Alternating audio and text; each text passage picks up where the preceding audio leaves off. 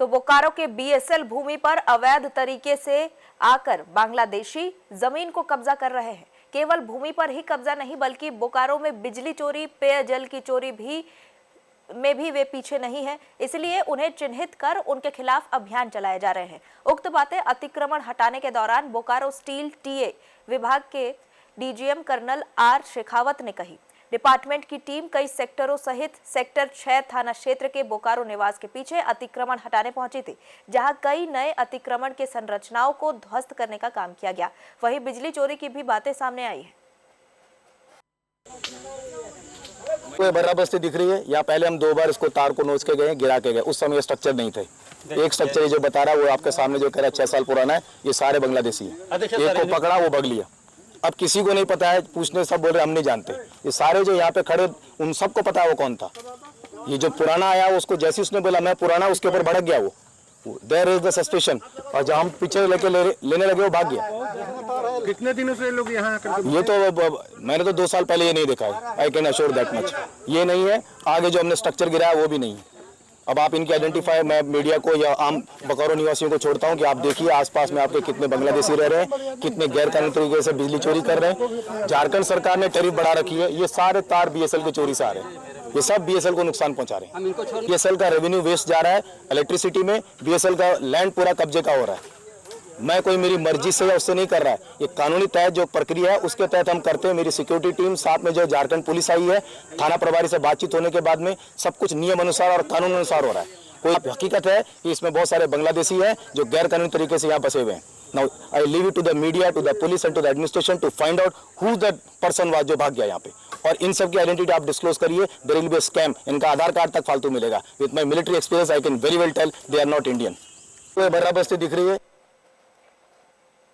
इसी खबर पर अधिक जानकारी के लिए बोकारो से संवाददाता दिनेश पांडे हमसे जुड़ चुके हैं। दिनेश, ये बांग्लादेशी के अतिक्रमण करने की बात आखिर उठी कहां से? सबसे पहले ये जानना चाहेंगे आपसे। देखिए, मैं आपको सबसे पहले ये बता दूं कि देश भर में बांग्ला घुसपैठी के मामले को लेकर के अब एक तरह से ये कहा जाए कि इसका विरोध शुरू हो गया है। तो दूसरी ओर मैं आपको बोकारो की अगर बात करूं तो जहां बांग्लादेशियों को चिन्हित करने की बात भारतीय जनता पार्टी के पूर्व विधायक कहिए या पूर्व मंत्री कहिए अमर कुमार बावरी, बोकारो के विधायक बिरंची नारायण समेत कई जो बाबूलाल मरांडी की भी अगर मैं बात करूं तो बाबूलाल मरांडी भी कई बार इसकी मांग कर चुके थे। उन्होंने कई बार पहले भी आशंका जाहिर की थी कि सीमावर्ती इन इलाकों में बांग्लादेशियों की घुसपैठ जो जारी है। मैं आपको बता दूं कि भारतीय जनता पार्टी एक लंबे समय से इसकी मांग करते आ रही है। और दूसरी तरफ हुआ यूं कि बोकारो में जब बांग्लादेश घुसपैठियों को लेकर के जब सर्च, एक तरह से कहा जाए कि भारतीय जनता पार्टी एक सर्च ऑपरेशन के रूप में इसको ली थी और सर्च की जा रही थी। और उसी का मैं आपको परिणाम ये बता दूं कि उसी का ये परिणाम है, क्योंकि सेल जो है भारत सरकार का मंत्रालय है और भारत सरकार के मंत्रालय से सेल का जो है संचालन होता है। तो कहीं ना कहीं ये कहा जाए कि भारत सरकार यानी भारतीय जनता पार्टी की सरकार है भारत में, तो इसको लेकर के भारतीय जनता पार्टी की बहुत पहले से भी दबिश भी थी। और सेल की इन जमीनों पर लगातार जो है सेल अब सर्च ऑपरेशन चला रहा था कि हमारे जमीनों में या फिर उनके बनाए गए जो आवास हैं उन आवासों में किनकी भूमिका है, कौन उसमें अनाधिकृत रूप से रह रहे हैं। तो इसी की जब जांच शुरू हुई तो बीएसएल प्रबंधन जो है इसकी पूरी जांच करवाई और जांच के दौरान ये पता चला कि बोकारो स्टील प्रबंधन की जो जमीन जो है उन जमीनों पर अवैध रूप से अतिक्रमण जारी है।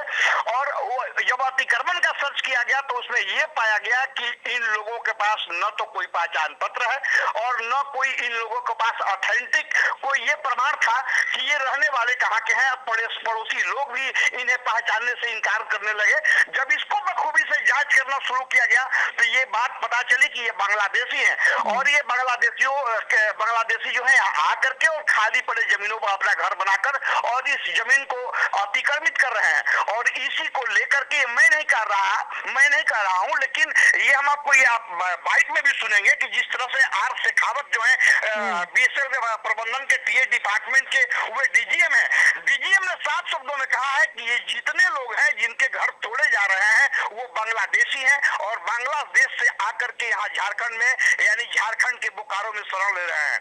तो इसी को लेकर के अभियान को और तेज कर दिया गया है और बांग्लादेशियों से उक्त भूमि को खाली कराने की काम जो है बीएसएफ प्रबंधन द्वारा किया जा रहा है। जी बिल्कुल दिनेश, ये गंभीर मामला है और जिस तरह से कार्रवाई की जा रही है कि संरचनाओं को ध्वस्त किया गया, तस्वीरें दिखा रहे हैं दर्शकों को कि किस तरह से बांग्लादेशी जो वहां पर अतिक्रमण करके बस रहे हैं न जाने कितने सालों से, उनके ऊपर प्रशासन का भी ध्यान नहीं गया और उनके पास कोई प्रमाण पत्र, कोई पहचान पत्र नहीं है, बावजूद इसके सालों से भारत की जमीन पर वो रह रहे हैं, गुजर बसर कर रहे हैं।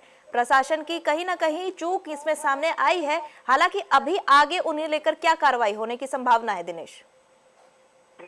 कहा जा सकता है कि अब जो सेल के जगने के बाद और सेल की कार्रवाई करने के बाद स्थानीय जो प्रशासन जो है उन प्रशासन में भी इस मामले को लेकर के काफी अब ये कहिए कि चहलकदमी है और प्रशासनिक अधिकारी भी अब इस मामले को लेकर के संज्ञान ले चुके हैं और इस अभियान में बजाबता जो है सेल प्रबंधन जो है स्थानीय पुलिस को भी शामिल कर रही है और स्थानीय पुलिस और मजिस्ट्रेट की तैनाती में ही इस जमीन को खाली करवाया जा रहा है।